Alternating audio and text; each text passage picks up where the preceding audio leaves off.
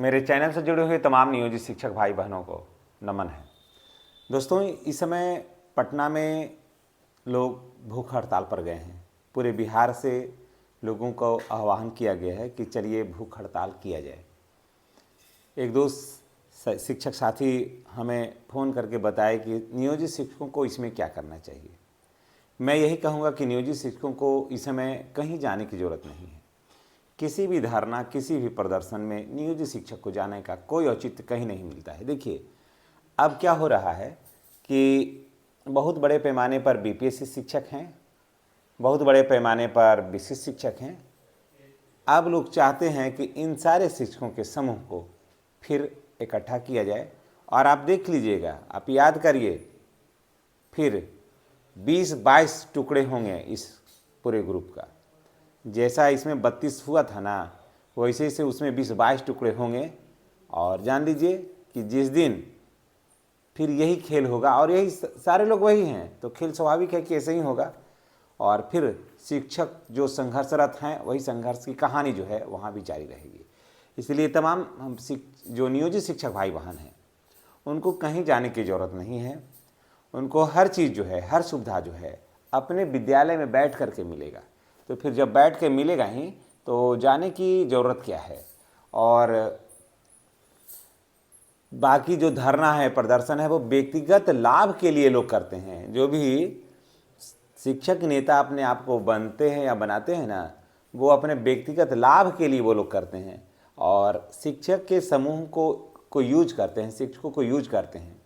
अब आप देखिए, आप जो नियोजित शिक्षक हैं, आपसे बेहतर कौन जान सकता है। मैं तो 2006 में आया। आप लोग में से बहुत सारे भाई बहन हैं हमारे जो 2003 और 2005 में आए। संघर्ष की कहानी हमसे 3 साल पहले से आप जान रहे हैं। और जिस समय आप लोग आए विद्यालय में, उस समय विद्यालय की क्या स्थिति थी। आपके आने के बाद हम आए विद्यालय में, समझ गए। तो जब हम आए तो मेरा आप लोगों ने दिल खोल करके स्वागत किया। और उसके बाद हम जब आए तो उसके बाद कुछ दिन तक हम आपके साथ, कुछ दिन तक आप हमें मार्गदर्शन भी देते रहे कि कैसे क्या होता है। इसके लिए मैं तमाम अपने भाई बहनों को मैं नमन करता हूँ। उसके बाद देखिए क्या हुआ कि जितने भी अभी संगठन शिक्षक हैं वो अभी संघर्षरत हैं। नियोजित शिक्षक के पद पर अगर रह करके सारे लोग एक साथ काम किए हुए होते तो आज इतना परेशानी नहीं होती किसी को। और आज देखिए लोग क्या कर रहे हैं, वेतन नहीं मांग रहे हैं, वेतन नहीं मांग रहे हैं लोग। वो कह रहे हैं कि जो नियोजित शिक्षकों को मिल रहा है वही चीज़ें, वही सुविधाएं हमें मिलनी। फिर शिक्षक एक जगह संगठित होंगे। संगठित होने के बाद उन लोग जब लगेगा कि सब शिक्षक आने लगे हैं तो उसी में से संघ बनेगा। फिर उसमें से कई पार्ट होंगे। फिर जितने भी जो शिक्षक लोग पार्ट बाई पार्ट शिक्षकों को काटा, वही फिर जा कर के वहाँ फिर जुड़ेंगे और यही सब होगा। और देखिए इतना सारा कुछ हुआ तो मिला क्या शिक्षकों को, क्या मिला और क्या दिलवाए वो लोग। आज जो शिक्षकों की जो दुर्गति हुई है, आज शिक्षक जो इतना हताश और निराश हो गया, इसके पीछे इन्हीं लोगों का योगदान है, समझ गए। इसमें कहने में कोई अतिशयोक्ति नहीं होगी कि इन्हीं लोगों का योगदान है और इन्हीं लोगों के वजह से आज शिक्षक जो है ना इतने टुकड़े में बटे हैं। और सोचिए कि सरकार की क्या मंशा थी, सरकार क्या चाहती। शिक्षकों को वर्तमान परिस्थिति से सतर्क रहने की ज़रूरत है। और फिर यही लोग फिर इतने टुकड़े में भी बांटेंगे शिक्षकों को कि आज जो शिक्षकों की जो हालत है, आज जो शिक्षक इस मुकाम पर पहुंचा है, ये इतनी बदतर हालत हो गई है कि देखिए क्या हो रहा है कि लोग कोई यथार्थ या कोई सार्थक बात नहीं कर पा रहा है सरकार के लिए। अब लोग ये कह रहे हैं कि जो नियोजित शिक्षकों को मिल रहा है पेमेंट, वही पेमेंट दिया जाए। न समान काम समान वेतन की मांग हो रही है, न किसी चीज़ की मांग हो रही है।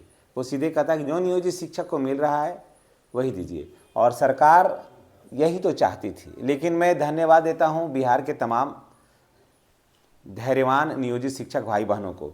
सरकार चाहती थी कि एक एक नियोजित शिक्षक को हटा देना है और कर देना है सक्षमता देकर के विशिष्ट में, और इस कैडर को ही समाप्त कर देना है और उसके बाद जो मर्जी होगा वहाँ करेंगे।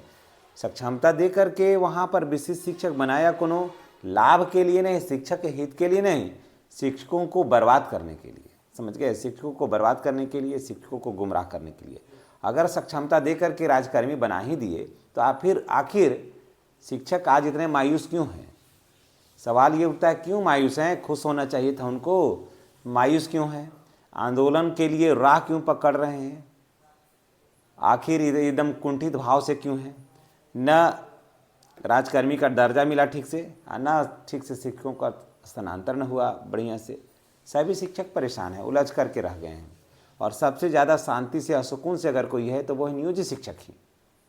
और सारी सुविधाएं नियोजित शिक्षक को अपने पद पर बनकर के रहने में ही मिलेगा।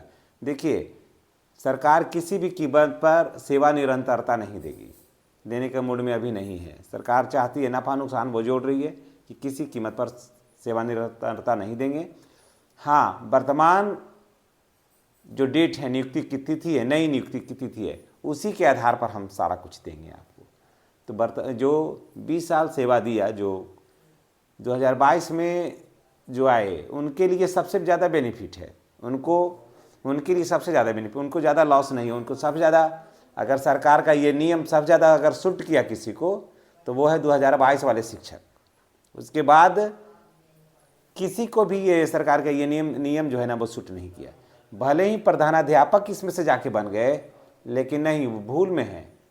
उनको भी सरकार की ये जो नियम है का जो ये नियम है, वो सूट नहीं किया है। और न उनका मूल वेतन बढ़ा न बना बढ़िया से। तो मैं यही कहूँगा कि जितने भी नियोजित शिक्षक भाई बहन हैं, वो अपने विद्यालय में ही बने रहें। उनको भूख हड़ताल करने की ज़रूरत नहीं है, उनको बैनर पोस्टर लेकर के सड़कों पर उतरने की ज़रूरत नहीं है, उनको पटना जाने की ज़रूरत नहीं है। आप जहाँ हैं वहीं रहिए, सारी सुविधाएं आपको स्वतः मिल रही है। समझ गए? आपको स्वतः ही मिलेगी। आपको 8वां वेतन का लाभ भी मिलेगा, एक आपको प्रमोशन भी है, कालवश प्रोन्नति भी है। तो सारा कुछ तो आपको मिल ही रहा है, तो आप कहाँ जाइएगा? इसी नियम और इसी शर्तों पर ना हम लोग काम किए थे, तो वही नियम और वही शर्त पर हम लोग हैं। हम लोग ज़्यादा कोई आशा तो लगाए नहीं है। और सरकार अब नहीं, किसी को ऐसा नहीं है कि यहाँ से प्रमोशन करके किसी को डाइट में बना देगा प्रोफेसर और बीओ बना देगा। अब ये नियम तो है नहीं। तो हम वर्तमान स्थिति में जहाँ हैं वहीं ठीक हैं। और जितने भी नियोजित शिक्षक भाई बहन हैं, मैं उन्हें यही कहूँगा कि आपको कहीं जाने की ज़रूरत नहीं है। आप विद्यालय में जाएं, विद्यालय में पढ़ाएं, जैसे पढ़ा रहे हैं पढ़ाइए, और किसी भी धारणा प्रदर्शन में नहीं जाइए। देख लीजिएगा, फिर यही जितने मास पैमाने पर शिक्षक एक जगह को इकट्ठा करने का जो षड्यंत्र रचा जा रहा है, इनका हम लोगों से ज़्यादा दुर्गति इन लोगों का होगा, क्योंकि इनका कैडर तो और अलग अलग है। समझ गए? इनका तो और अलग अलग है। और ये लोगों के पास जो है नेतृत्व करने का जो क्षमता है वो हरास हुआ है। उसमें बहुत सारे विशिष्ट शिक्षक हैं जो धोखा खा करके वहाँ गए हैं, और फिर वो अपना जो जोश और जज्बा जो नियोजित शिक्षक पद पर रख करके जुटाए थे, वहाँ उनके लिए संभव नहीं है। इसलिए तमाम नियोजित शिक्षक भाई बहन जो हैं, वो भूख हड़ताल न करें, बैनर पोस्टर लेकर के नहीं जाएं। आप जहां हैं वहीं रहें, और वहीं पर आपको सारी सुविधाएं मिल रही है। लोग कुछ कहते हैं कि चुनाव के बाद पता चलेगा, आप घबराइए नहीं, चुनाव के बाद भी कुछ नहीं होगा। चुनाव के ना पहले हो रहा है ना चुनाव के बाद आपको सर्विस पर कोई दाग लगेगा, ऐसी भी बात नहीं है। सारी सुविधाएं जो है ना, आपको बिना मांगे सारा कुछ विधिवत सिस्टमैटिक ढंग से आपको मिलेगा। इसलिए तमाम नियोजित शिक्षक साथियों से मैं यही कहने के लिए बैठा हूँ कि आपको कहीं जाने की ज़रूरत नहीं है।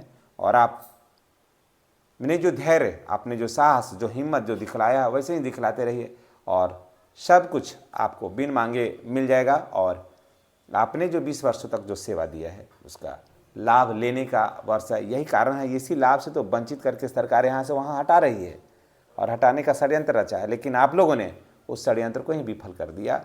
परिणाम क्या हुआ कि नियोजित शिक्षक रह गए। सरकार की जो सारी योजनाएं थी वो धरी की धरी रह गई, और शिक्षकों को प्रताड़ित करने का, और शिक्षकों को गुमराह करने का, और शिक्षकों को जाल में फंसाने का जो सरकार का वहाँ दुष्कर्म चला था, विशिष्ट शिक्षक बना करके कि नया कर देंगे, न प्रमोशन देना होगा, न पदोन्नति देना होगा, न कुछ देना होगा, ये फेल हो गया। इन्हीं बातों के साथ मैं आपसे विदा लेता हूँ। नेक्स्ट वीडियो में हमारी और आपकी पुनः मुलाकात होगी। धन्यवाद। चैनल को सब्सक्राइब